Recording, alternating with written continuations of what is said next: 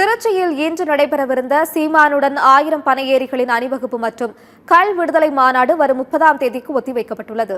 பிரதமர் மோடி வருகையால் வேறொரு நாளில் கள் விடுதலை மாநாட்டை நடத்திக் கொள்ள காவல்துறையினர் கேட்டுக் கொண்டதன் அடிப்படையில் ஒத்திவைக்கப்படுவதாக தமிழ்நாடு பனையேறிகள் பாதுகாப்பு இயக்கம் அறிவித்துள்ளது.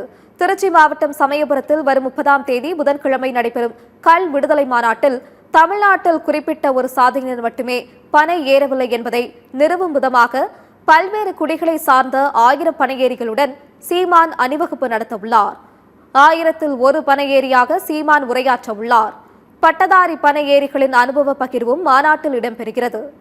இந்திய உணவு பட்டியலில் இடம்பெற்றிருக்கும் பனங்கள்ளை போதை, மது, விஷம் என்று ஆதாரம் இன்றி அவதூறு பேசி அரசியல் ஆதாயம் தேடுவோரை அம்பலப்படுத்தும் விதமாக கள் அருந்தி பயனடைந்தவர்களின் அனுபவ சாட்சி பகிர்தல் மற்றும் கல்லை உணவு என்று தகுந்த சான்றுகளுடன் நிறுவப்படும் என்று தமிழ்நாடு பனையேறிகள் பாதுகாப்பு இயக்கம் தெரிவித்துள்ளது.